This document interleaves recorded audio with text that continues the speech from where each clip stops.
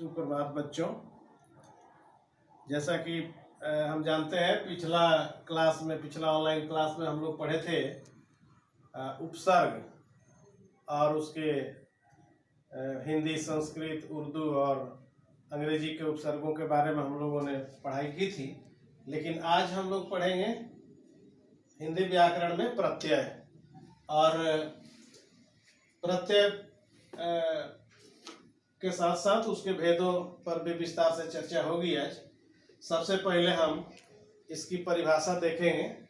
Line पर आप लोग भी देखें कि वह शब्दांश जो किसी शब्द के अंत में लगकर नए शब्द का निर्माण करे उसे प्रत्यय कहते हैं। ये प्रत्यय की परिभाषा है।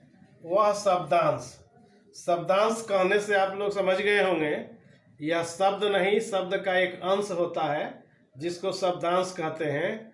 तो एक शब्दांश जो किसी शब्द के अंत में लगता है, जैसे मान लीजिए ये आपा एक शब्दांश है जो कि प्रत्यय है, और यहाँ बूढ़ा लिखा हुआ है, यह एक शब्द है। तो बूढ़ा के अंत में आपा लगा तो बुढ़ापा बनता है।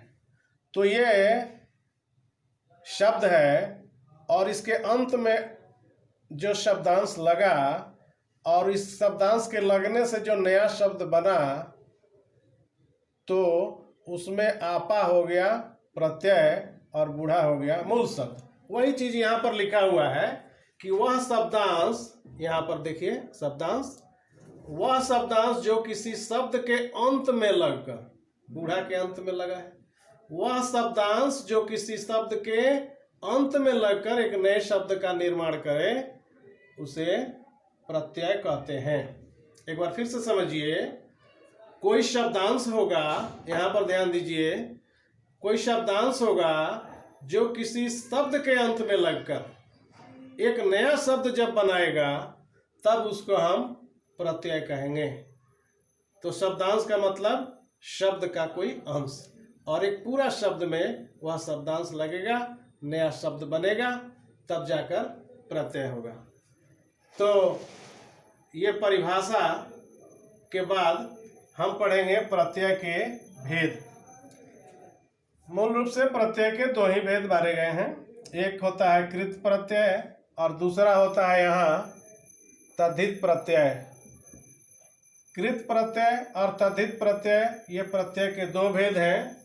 तो सबसे पहले हम जानेंगे कृत प्रत्यय किसे कहते हैं। तो वह प्रत्यय जो किसी धातु या क्रिया के अंत में लगकर नए शब्द का निर्माण करे उसे कृत प्रत्यय कहते हैं। यहाँ ध्यान देने योग्य बात है कि एक प्रत्यय होगा, किसी धातु या क्रिया के अंत में वो लगेगा। जो प्रत्यय किसी धातु अथवा क्रिया, अब धातु और क्रिया थोड़ा सा समझ लें आप कि क्रिया के मूल रूप को धातु कहते हैं।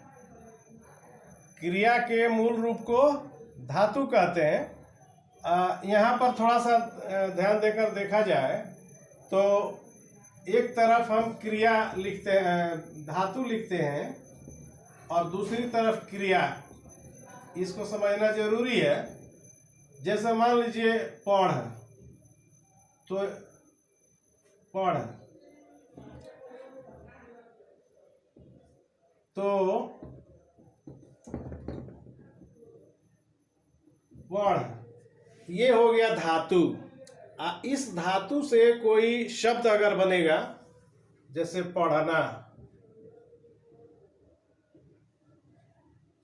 तो ये क्रिया कहलाएगा। पढ़ना क्रिया है और पढ़ धातु है, यानी पढ़ धातु से पढ़ना क्रिया बनता है। तो इसीलिए हमने लिखा कि धातु अथवा क्रिया के अंत में वह प्रत्यय जो किसी धातु अथवा क्रिया के अंत में लगकर नए शब्द का निर्माण करे उसे कृत प्रत्यय कहते हैं। कृत प्रत्यय समझ गए होंगे आप कि वह शब्दांश जो किसी धातु अथवा क्रिया, देखिए यहाँ पढ़ धातु है, भूल धातु है, लेकिन झगड़ा क्या है? क्रिया है। तो धातु भी हो सकता है और क्रिया भी हो सकता है। लिख धातु है, बच धातु है।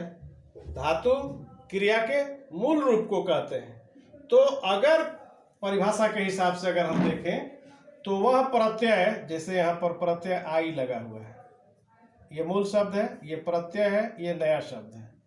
आई प्रत्यय लगा है कहाँ? पढ़ में। तो पढ़ में जब आई लगाते हैं तो पढ़ाई बन जाता है। तो ये क्रिया का मूल रूप है, इसलिए धातु है। जब किसी धातु में प्रत्यय लगेगा, प्रत्यय कब लगता है? शब्द के अंत में। शब्द के अंत में जो लगता है वो प्रत्यय होता है, और शब्द के पहले जो लगता है उसको उपसर्ग कहते हैं, जो कि पढ़ाई हो चुकी है। तो पढ़ में आई लगा, बन गया पढ़ाई। पढ़ धातु है, आई प्रत्यय है। तो धातु में जब प्रत्यय लगता है और जो नया शब्द बनता है, तब उसमें मूल शब्द में प्रत्यय जोड़ के बनता है। यानी मूल शब्द में या धातु में जब कोई प्रत्यय लगता है और नया शब्द बनता है, तो इस तरह के प्रत्यय को कृत प्रत्यय कहा जाता है। दूसरा देखा जाए, भूल और अक्कड़। ये भूल क्या है? धातु है, क्रिया का मूल रूप है। भूल से भूलना बनता है, पढ़ से पढ़ना बनता है। तो भूल ये मूल धातु है और इसमें अकड़ प्रत्यय लगा है, तो भूल और अकड़ मिलकर हो गया भूलक्कड़। तो ये जो अकड़ है यह कृत प्रत्यय कहलाएगा, क्योंकि यह किसी धातु अथवा क्रिया में लगा हुआ है। उसी तरह से झगड़ा और आलू मिलकर बनता है झगड़ालू। झगड़ा क्रिया है और आलू उसमें प्रत्यय लगा हुआ है, तो बनता है झगड़ालू। तो उसी तरह से लिख और आवट, ये मूल धातु है और इसमें आवट प्रत्यय है, बनता है लिखावट। उसी तरह से बच, ये धातु है, आव प्रत्यय है, बच और आव मिलकर बचाव बनता है। तो इस तरह के जो शब्द बन गए ये कृत प्रत्यय ही कहलाएंगे, क्योंकि ये क्रिया या मूल धातु में प्रत्यय लगते हैं। तो यहाँ स्पष्ट ये हुआ कि जब किसी धातु अथवा क्रिया के अंत में, किसी धातु अथवा क्रिया के अंत में जब कोई प्रत्यय लगता है तब उसको कृत प्रत्यय कहते हैं। कृत प्रत्यय कहते हैं। और क्रिया के लगने से जो नया शब्द बनता है, नया शब्द यहाँ देखिए पढ़ाई बना है, पढ़ में आई लगा तो पढ़ाई बना। तो जो नया शब्द बनता है उस नए शब्द को हम कृदंत कहते हैं। कृत प्रत्ययों से, यहाँ कृत प्रत्यय लिखा हुआ है, कृत प्रत्ययों से जो नए शब्द बनते हैं, कृत प्रत्ययों से बने हुए शब्द, यहाँ छूट गया, बने हुए शब्द, कृत प्रत्ययों से बने हुए शब्द कृदंत कहलाते हैं। तो ये सब कृदंत हैं। और अब हम चलेंगे तद्धित प्रत्यय